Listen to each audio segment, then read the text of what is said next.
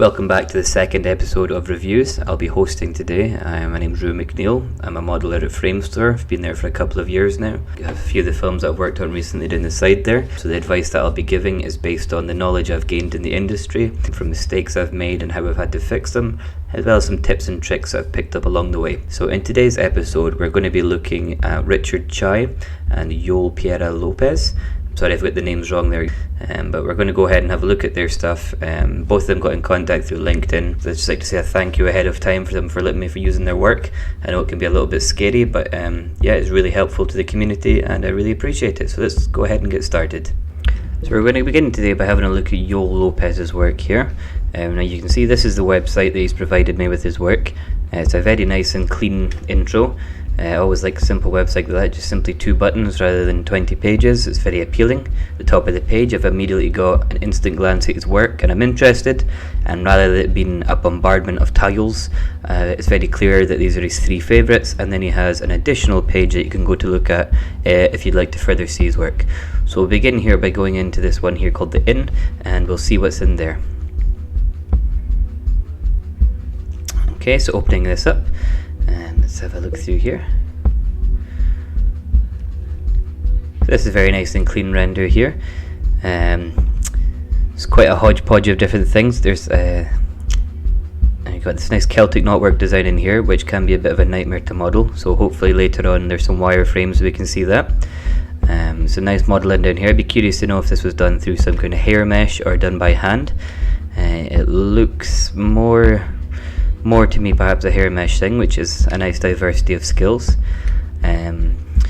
Immediately catching my eye out here, I don't think this candle's sitting on the ledge. I can see a slight shadowing underneath, but that's quite forgivable. I don't see too much in the way of repetition, which is always nice. This is a sign that he's really put some effort into doing this. The book looks very odd to me. I'd have that split running all the way along. I know there's a stylized feeling going on here, but that to me just stands out. But in such a crowded space, something like that is quite forgivable.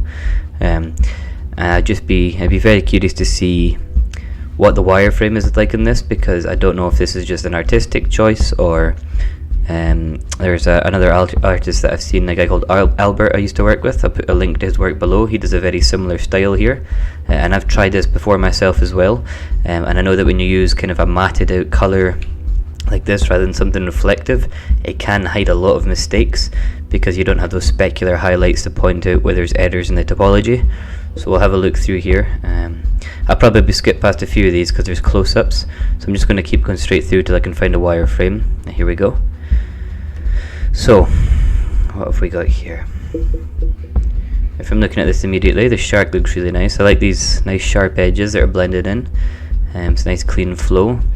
That line up there is slightly worrying, but it's nothing overly major. Just when it's beside such nice clean topology like this, it's almost a shame to have, we'll call it like a lazy line, I'm afraid.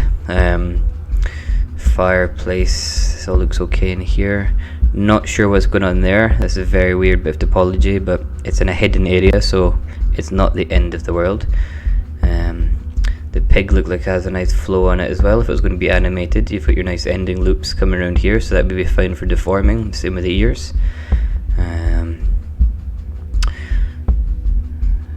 What else? Oh, sorry about that.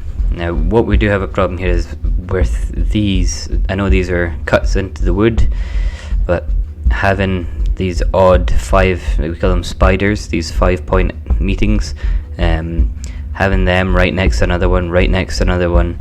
I know you can get away with it for this instance, but if you were going to do this on a job, you would have to redo this, because you just can't have stuff like that. It'll texture stretch. If it needs to deform, this will deform horribly.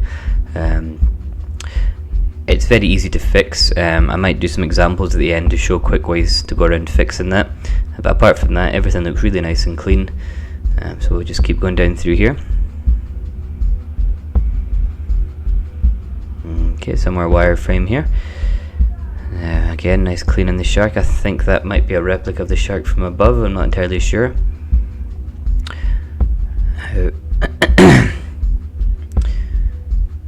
And we have in here Similar thing, a lot of these 5 points meeting, you'd want to have at least one loop in between all of these, and just to avoid the stretching, it's pretty much a necessity, and it will save yourself so much hassle if you're doing a task. If you think about it, if you're in an office, if you model this and then the request comes back to change it, you're going to have to then redo the UVs, which means the texture artists have to redo their work. If any dynamics need to be done, it'll have to be redone. There's a lot of toing and froing. It's best just to spend an extra half an hour to do it really well at the start, so you don't have to go back. Again, just nice clean topology and everything. It's just these bits with the wood chips on the edge that are standing out. The book looks like nice and clean here. It's nice edge flow in the corners there. That's a little bit worrying. Or you've got this point coming off. That should be carried either straight around the edge or another loop up and down here, but terminating it with that kind of split quad there at the end. And same down here, you can see where the wireframe's pulling and stretching when it's been smoothed. It'll do the same to the texture, so you need to get rid of that.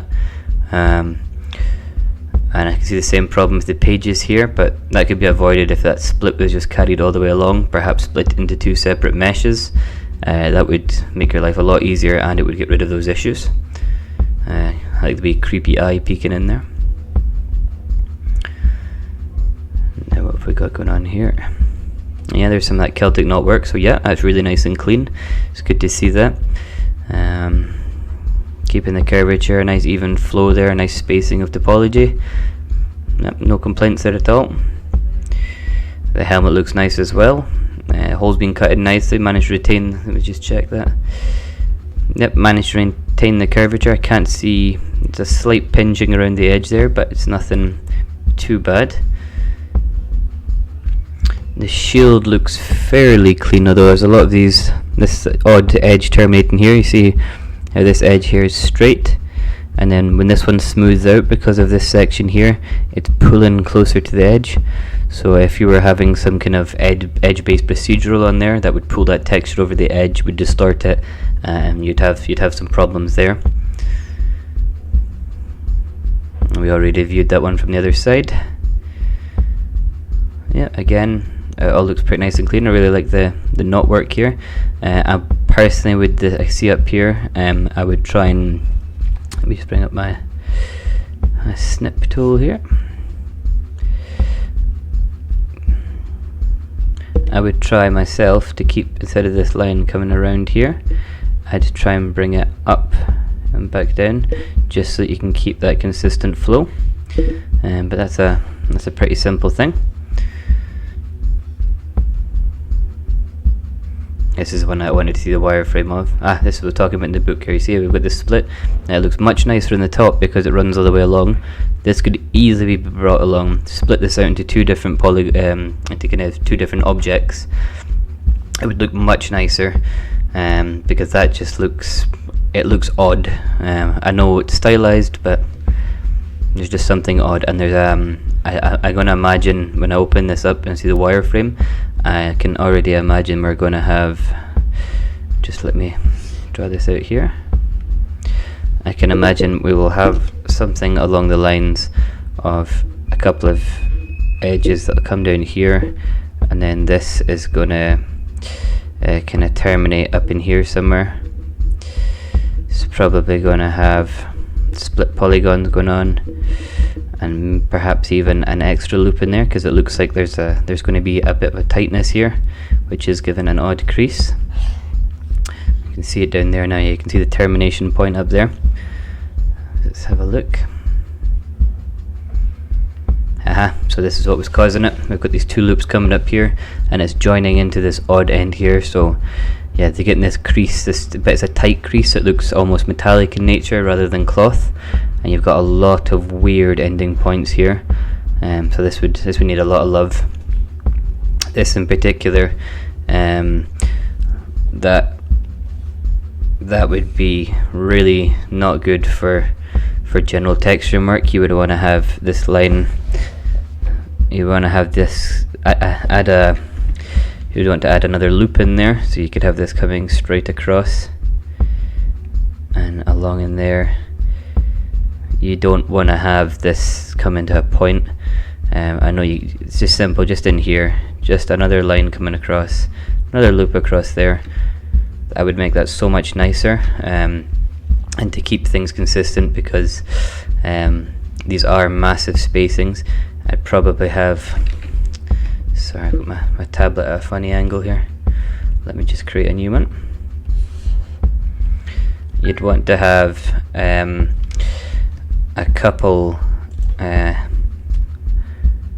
of different loops running across just to break this up, or you're going to have some stretching. So you'd want to have between there. This will need more, so maybe 1, 2, 3. Same all the way along here. It's just there's too much spacing, especially when you've got these odd distortions. You can see how this line's coming straight down. You get that nice clean break. Whereas this one that's pulling and then it comes back out. That's going to really mess up any textures. The thing to think about is, I know you can, when you're texturing, you can fix these errors by yourself, but when you're working, this will be in the hands of somebody else who's not going to have time to fix your modeling mistakes. They just need it to work when they get it. So these are things you need to change. I mean, in here, everything else seems pretty nice. Can see a couple of issues down here. Again, I think the flooring panels, or this one, you've got the oil was 1, 2, 3, 4, 5, 6 lines coming to one point. Definitely, pretty much where any of the notches are in the wood is where the major work needs to be done here. Most other things look pretty nice. I'm going to skip through a few of these because a lot of the notes are very, very similar. I'm just going to pull through them and we'll see if anything stands out before we move on to the next piece.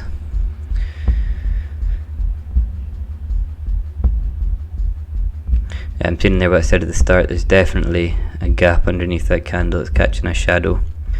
It's a very small thing, but it stood out immediately to me when I saw the piece. And the only thing I'd perhaps say is it's really nice to have all these renders and all these angles, but if somebody's looking at this for your portfolio, if they want to give you a job, the person who's going to be reviewing this is already finished by now. They won't have given it this much time. They won't be looking at it the way I'm looking at it.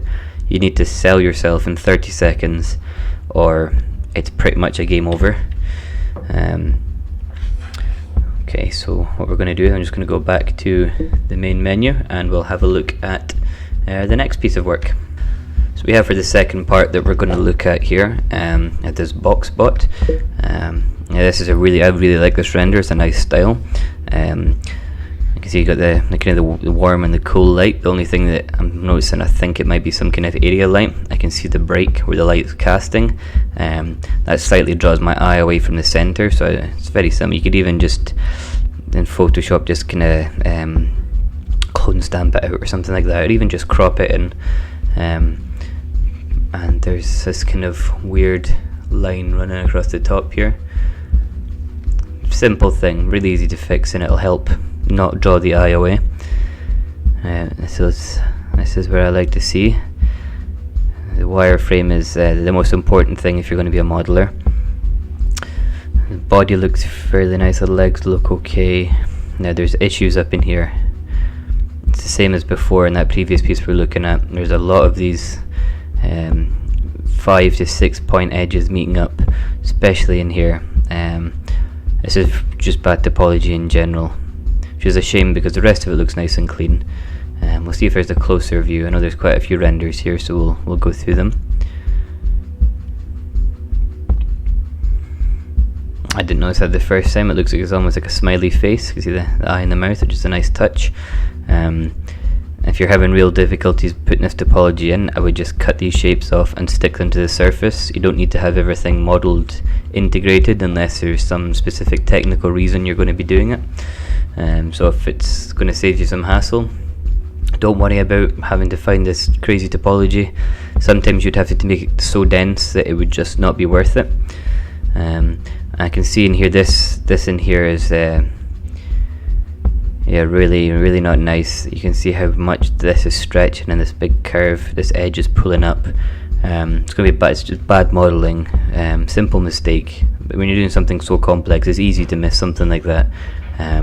But that definitely needs to be redone. An extra loop in there minimum, and with this edge pulling across so far, I would remake that piece myself personally, but it's not something so bad that it wouldn't get you a job, because we're able to see, because you've got so much other nice things in here, we can see that you know what you're doing. It's just simple techniques, so they're easy enough to fix. Yeah, you can see it in here, and how that's coming across and it's really stretching and pulling. It's pulling this line in. It's ones like that that they make us itchy, but they're easy to fix. And what else have we got here?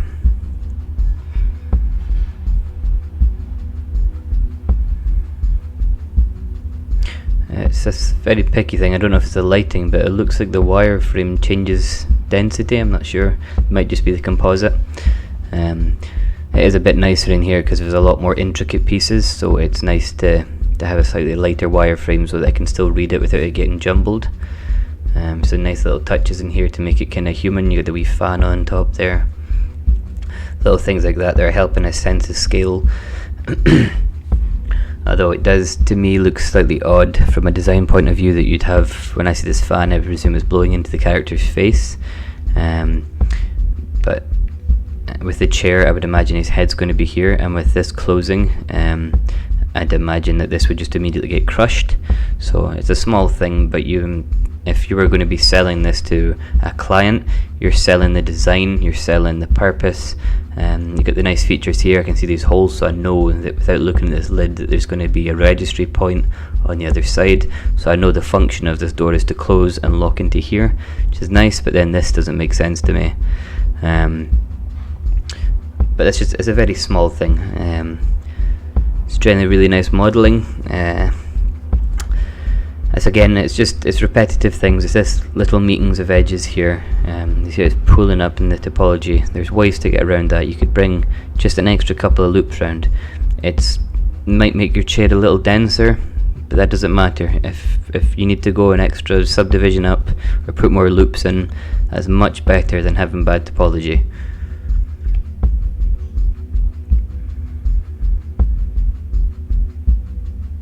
Yep, same stuff up in here. That same stretching across there. Everything else looks pretty nice though. It's very nice modelling on the whole. We'll go back to his main page there. So what I'll do is I'll show a few examples of how to get around those kind of small errors and quick ways to fix them. But overall, it's a really nice portfolio. I like the way it's presented here, and certainly if we're looking for kind of a junior modeler position, this would be our go-to. It shows very strong modelling skills. The only downside would be if you're looking for a generalist role. There's no texturing or anything like that, so this is not really appropriate to get yourself a generalist job. But for a modelling job, yeah, you're certainly on the right track. So I'm just going to go in here and try and do a quick example. I'm just going to do one of that post that was on the wall. So I'm going to be doing this from memory, so I know it's not going to be exactly the same, but it should give us the rough idea. So let's put a 7. We'll put up 3 on either side here. Do them uniform. Now I believe there was kind of a chunk out one corner, so let's pull that in.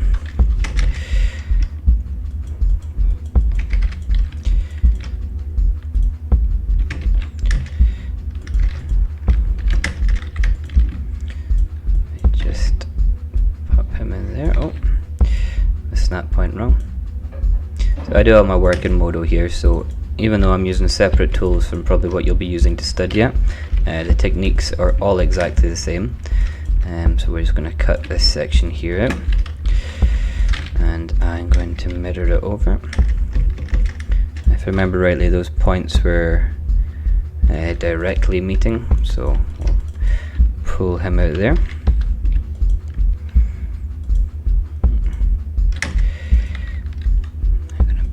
Down. Let's say it was something like that. Let's make sure they're all merged. Yeah, it had that kind of 5 points pulled in together. So let's just quickly throw our bevel in there just to sharpen that edge up.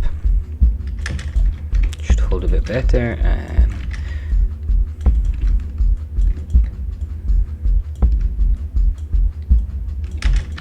There we are. Now something like that. And we had this point come into the middle here. So this is really, it's It's just really not a good way to go. We'll do a quick selection there. This is the bit in particular I'm on about. So there's quite a few ways we could go about fixing this. Now if you were trying to save density, now we could just let's get rid of these edges for now. Don't be scared to delete edges, you can always put them back in. Let's get rid of these.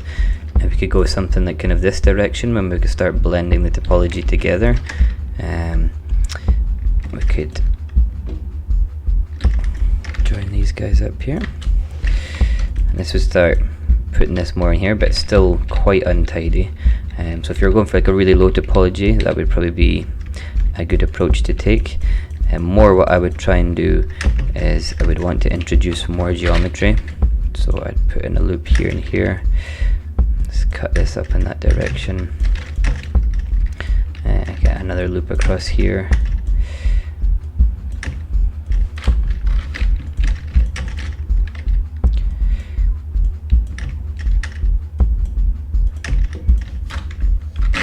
Sorry about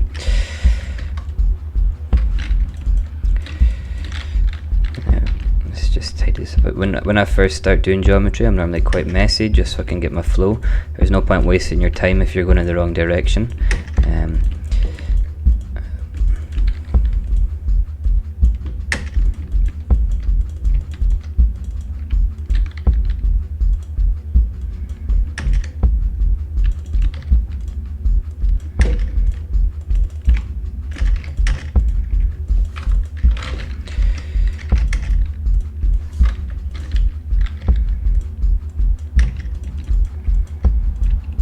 I know I'm being quite picky here, smoothing all these out, but this is the things that will make your work stand out. If things are more even, if you've got kind of geometry like that, this is going against what we're saying here, because you're going to get stretching, things are going in the wrong direction.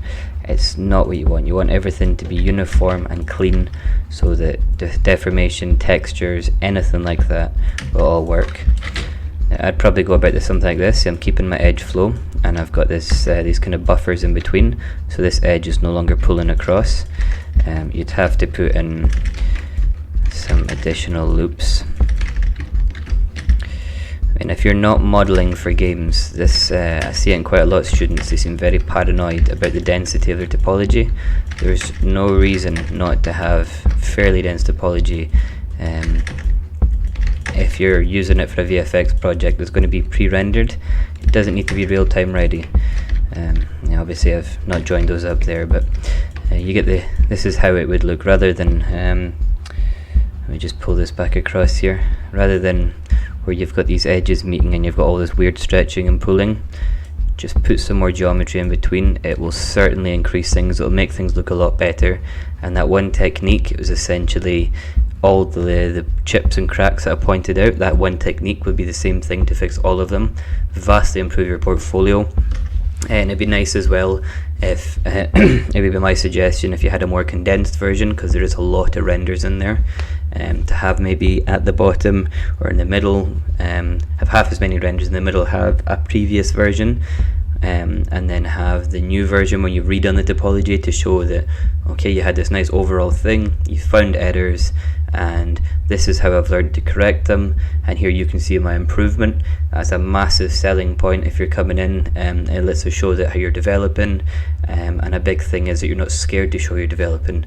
So a lot of people, when they first start in the industry, they assume that we think they're going to be amazing and they can't make any mistakes. It's not true. We all make mistakes, we all need help, and it's nice to just see people who are willing to show that, because we know the reality of it. We've got the job because we've been through it all, so there's no point lying and pretending. It's much better just to be honest and open. Yeah, and a bit cheesy and a bit corny, but it is really good advice. So yeah, that wraps that one up, and let's move on to the next artist. So next on today, we're going to have Richard Chai. This is an artist who got in touch with me over LinkedIn. As always, all the links will be in below, so you can see the work. I'll probably share his Vimeo rather than his LinkedIn. I don't want to share people's social, just in case that's not stuff that they'd like to have publicly out there. Now, I did have a quick look through his demo reel here. I'm going to skip the demo reel and go straight to the ArtStation, simply because there is no wireframe in most of the things on the actual reel here. And without having wireframe in there, it's very hard for us to judge your work. So I would really suggest to go back through and put wireframe into this, because if you were to send this to a recruiter now without wireframe, unfortunately, as nice as the renders are and as nice as the textures are, this will get ignored from a modeling point of view. And in being that you have modeling as your title along with look dev there, immediately you're not going to get a modeling job without wireframe. So I'm just going to jump over to the ArtStation here, and we'll have a look at those. Okay, so we'll open up the first one here. I'll probably just go through 2 of these, maybe more if we've got time. And if obviously follow the guy on ArtStation. Some really nice work here. So the immediate standout, the hair looks great. There's nice lighting. The eyes look a little bit dull, but I'm not going to go into textures here because I'm not really a texturing artist. I'm just pointing out things that look odd to me. The eyes look a bit dull, and there's a very clean separation here in the hair. These would be easy things to fix. But let's see what we got here. Yeah, with the clay render. So this is really nice. I can see there's a nice texture in here. It does look perhaps like it's quite a uniform kind of pore structure in here. You should have smaller pores around the edges of the nose here. You'd have larger ones up here and on the forehead, and it'd be kind of that hexagonal scaly effect in and about the eyes. And the wrinkles are very subtle. They look nice with the texture in there. I think there's some kind of painted subsurface in there, but these definitely need to be sculpted deeper.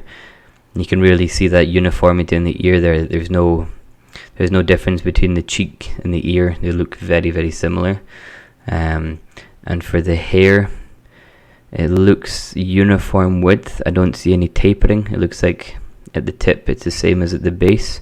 So I could really benefit from just tapering it at the edge there. It'll give it that nice kind of glint at the end where the light is managing to penetrate the entire way through. Yeah, you can see here there's no difference. It's just it's very uniform all the way up. So that'd be a really easy fix. This is the bit I always get interested in on the topology here. Now it's looking okay. I can see we've got the nice flow. This is very important when you're doing faces, is to have this ring coming around. This is so when it deforms that you're able to get your wrinkles. You can almost see where these lines are running across here. You can almost imagine that these will be the wrinkles. When the eye closes, these will contract. Now I would say there's an issue up here of where you have this eyebrow ridge coming across. That this is coming and then it's looping back up.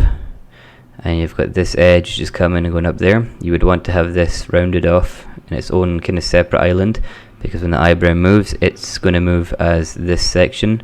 Whereas if you were to try and rig it now, this entire bridge would want to move just if you wanted to try and lift this one bit of eyebrow.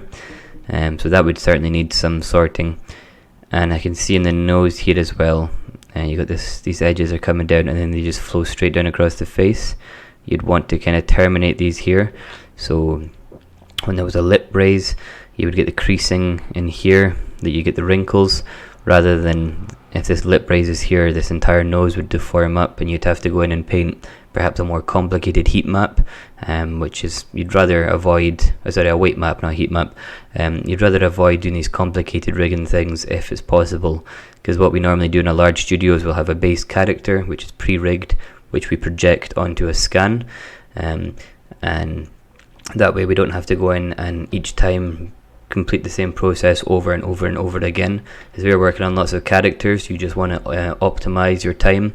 So if you were going to create a character like that, you want a loop in there. Otherwise, it looks pretty nice. I think there's something slightly odd going down in here, but the hair obscures it. This is a really nice side view, like this kind of side with the rim light here. Yeah, you can really see it in these beard hairs that they're just uniform thickness. It's just such an easy thing to fix, and it'll give just a much nicer look. I think when the eye's been modelled, that this is just it's just a sphere. I can't see a cornea, and without that cornea in there, you don't get that double refraction, which gives you that kind of nice hip. And you get this. You should normally get a bit of reflection from the iris as well. So where's my little tool here? Try and do a quick drawing. Yeah, so you've got in there, it looks like you've got just the circular eyeball with the iris in the middle there. You've got the pupils there. So you have the light it'll come in and then it'll bounce straight back out, and it almost looks like a glass marble. Whereas in an actual eye, it's not spherical. You'd have the eye come across as a slight kind of doming shape, and then inside of there you have the lens itself, and then behind the lens you have the iris and the pupil. I know that's a very bad drawing, but if you look up an eye, you'll see what I mean, because you have the light will come through first through your jelly layer, and then it'll refract into your lens, and then it'll bounce around a couple of times before it comes back out. So you'll have these refraction in there which will capture the light. It'll make the eyes look a lot brighter, and it'll just look very realistic rather than it looking, there's a slight deadness to it because it's just a uniform reflection. And I can't see in the actual iris in there. It's kind of difficult to tell, but it doesn't look like there's any displacement. You should have in here, because this is a muscle structure, it's not like when you do a drawing and you just do these lines when you're a kid. When in the actual eye, these are muscle strands, and these contract and expand, and that's what changes the size of the pupil to vary to lighting conditions. So these do have a texture. So a displacement map, normally if you're just doing this for a quick turnaround, I would put a color map on there, take it to Photoshop or whatever your photo editing tool is, black and white, bump the contrast so you can create a displacement map from it. That's a really quick way just to get that in there. Human eyes are very hard to do, so but by no means is this a bad attempt. These do look really nice. It's just a simple thing that could help just sell it that wee bit more. Yeah, I can see with the reflection it looks very uniform rather than being that, yeah, you see here there's not a very prominent bump, but it's an easy thing to fix. Eyes are, normally studios have their own eye setups, that they'll have all the refraction settings because they're really hard to get right, so it won't be put against you too much that you don't have the perfect IOR on your iris or whatever. It's not such a major thing. But you can really see here this uniformity. It just looks like a noise layer. It's been applied, and there's little patches of sculptural detail. And it's like a wrinkle that's just kind of dyed. There's something about this. It just looks very disjointed. It's like the head's been cut in half and then stuck back together. It just doesn't integrate into the head. There's no fall off. I don't see any feet. I don't see any lines coming into it. The texture is just, it's like a uniform sponge across the top. This is skin that's stretched and contracted, and over years and years and years there should be variation around about it. Like you have in the eyes here, you've got these nice kind of pool lines in where the skin's starting to kind of lose its elasticity. You should have the same thing on all the wrinkles. You obviously know the technique because I can see an introduction of it down here, but just continue it up. And I'm not sure if it's faceting on the render, but it looks like the skin of the eye is intersecting with the jelly of the eye, which is going to cause huge refraction errors, so that would need to be looked at. That's just simply projecting it on top. It's not a difficult thing to fix.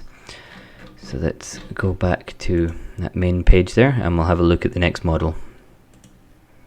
So for the next piece here, we have it's Kobe. Is it Bryant, I think you pronounce his name. I don't really know basketball, but it seems to be in my head for some reason. So I've quickly opened up the photo in another window here, just for a quick comparison. Immediate thing that's standing out to me here is he does have quite a prominent dip with a strong cheekbone here. I'm not sure if it's the lighting. You've got this very strong kind of key light at the side here versus the soft side. But it's making it almost look like he's not eaten for a month. The kind of wilderness documentary is really pulled in, like that starvation type look. So I would either adjust the light or touch up the model because it doesn't look quite as bad on this side. I'm noticing with that bright light, you're introducing yourself to easy critique. So I can see perfectly smooth. There looks like a very, very slight bump here, but there should be specular breakup, there should be a surface breakup. I can see that you've put it into the texture here, but it's not in the skin. You can see it here as well. It's just uniform. There should be displacement of the pores. You could even take your texture map. You've got this mottling in here, convert it to black and white, put it on there as a specular map. You could multiply it on top of any ones you've got just to break it up, and you don't want all this uniform. And you've got, I'm following this down here, this looks like a slightly unnatural fold. It's folding over, but it looks like there's something trapped underneath. It's coming down and then it's coming back up. I know you can see that you've got your muscle coming up here, but where this is coming back over it, the muscle doesn't go there. So this will be floating in this slightly odd direction. It makes this look less like a soft fabric and more like leather.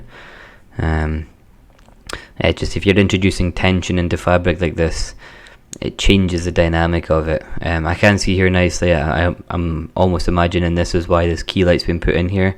As you can see, there's some nice subsurface going on in the ear, so it's always nice to see.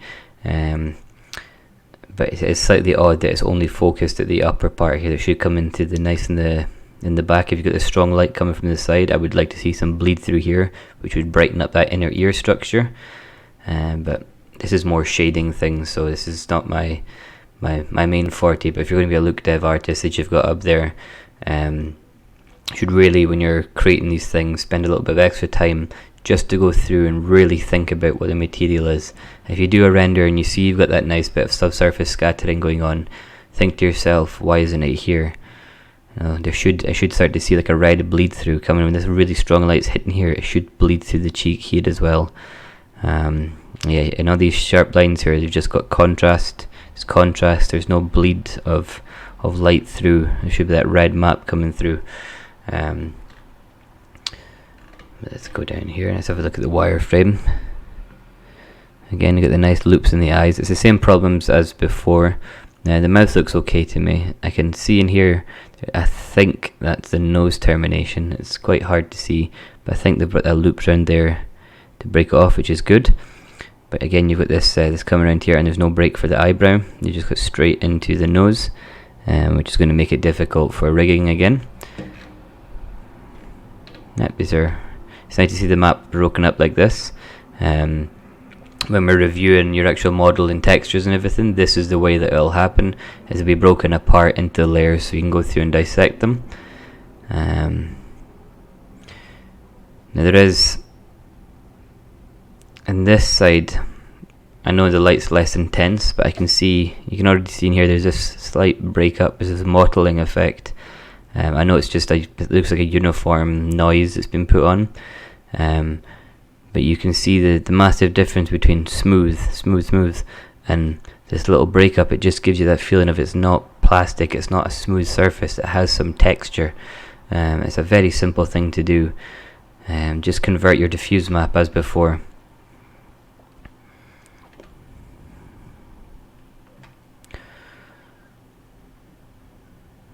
I'm just trying to compare these side by side here. Under his eyes, I don't know if this is a much younger one you were going for, but he does have quite prominent wrinkles underneath his eyes here, just coming across. I don't really see any crow's feet, and there's not a massive amount of wrinkling on his forehead, but certainly in this under eye area, there's a lot more action. And it's just again this uniform diffuse all over. It's a nice touch having there's little pimply spots here and there, little highlights, but they just put on top of that kind of uniform material. It is a uniform kind of surface shading. It's kind of a shame they get lost because you're not picking at that little details. I'm just drawn to the thing of this looks like a plastic cast. It doesn't look like skin.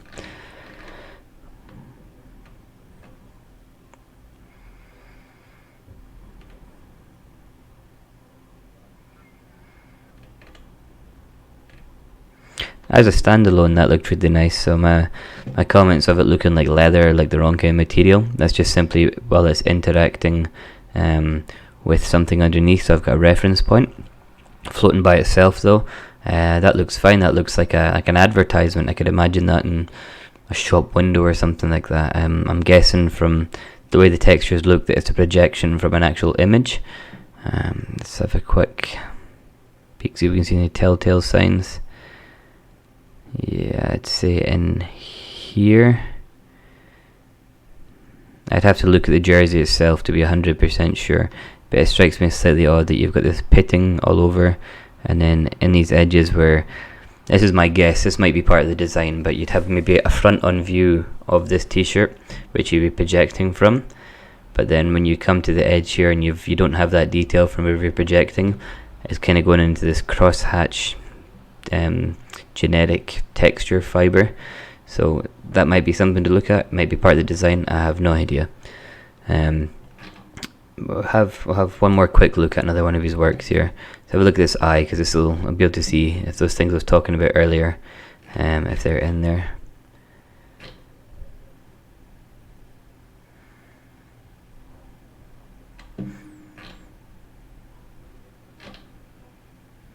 Yeah, so this is what I was saying before. You've got this nice map here, this nice color map. I cannot see that. I can see no bump, there's no textural difference. And it's a shame. You've got that map there, that's perfect. Just put it in black and white, put it displacement. That'll fix that issue. The bump on the white of the eye itself seems a little bit extreme. I would just knock that back a few steps. And there should always be, on the actual the jelly of the eye itself, it's not perfectly smooth, it does have a slight texture, and there should be,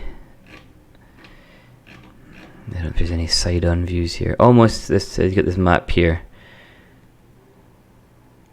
it's I've put it in as a mask, and rather than having it as a mask, there should be a model inside that. It should be this kind of half dome inside of there, and coming across the eye. Let's get my little drawing tool here.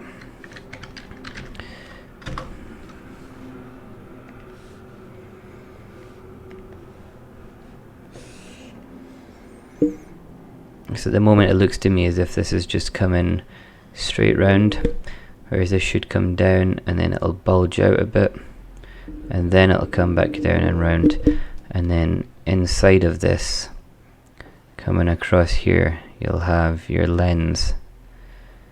This shouldn't be perfectly spherical. It will really help sell things. Very simple fix as well. All you need to do is look up the, see if I can find it here. So if you're looking for things like this, you look up the IOR, which is the index of refraction. Human eye, let's have a look. Yeah, so I'll bring this up here. And this will be much better than that drawing I was trying to show as well. You see here the diagram. So rather than this just being a perfect sphere, you've got the jelly lens comes over, then you've got the cornea inside of it. And you can see in here you've got the exact thicknesses. This is the kind of stuff that companies do. This is why your eyes aren't super critically important if you've not got them perfect, because there's a huge amount of detail. But yeah, you've got this index of refraction. These are the values that you would use to get that nice features in there that make it look like an eye. And there's information. I just literally just typed it into Google there. Super easy to find this information. It's really easy to put into place, and it'll massively improve your work. But overall, modeling wise, all the work looks pretty nice. The only thing are simple topology flow things, and they're learnt as you're going. It would be nice to see some more hard surface modeling in there, because I see you've just put down a 3D modeler, whereas it looks more like you're going towards character modeling side of things, because I'm only really seeing creatures and soft bodies. So that might be something about thinking about. And if you are going to go down that route, really important to look at proper topology of the face for rigging, because you would need to improve that to get some. If you want your key front of screen working on Thor or something like that, Iron Man, if you want to work on those kind of characters, there's no room for error. Everything needs to be just spot on. I know it's not maybe the best modelling advice, but there's not a lot of modelling in there for me to comment on. It seems to be more focused on your look dev side of things, but the work is really nice. It's a beautiful start, and it's certainly good enough for applying for a job. So yeah, all the best and good luck in the future with that one. So thank you very much for watching today. I hope the advice that I've given in this is useful, especially to the artists who let me use their work. As always, I very much appreciate it. I know it can be scary having your work critiqued, but it is a massive point of the job. You're going to have it done twice a day, so it's good to get it done now. And as well as having your own work critiqued, you're helping other people who are going to watch this video. They'll be able to identify perhaps the same errors and improve. So yeah, it's a general thank you from me to you and the rest of the community for letting this all happen. Like, dislike the video as you please. It gives me feedback so I know if I need to improve something. If you'd like your work to be included, feel free to message me here or leave a comment or get me on LinkedIn. And yeah, I really look forward to the next episode to see whose work that we get to review. So I'll see you in the next one.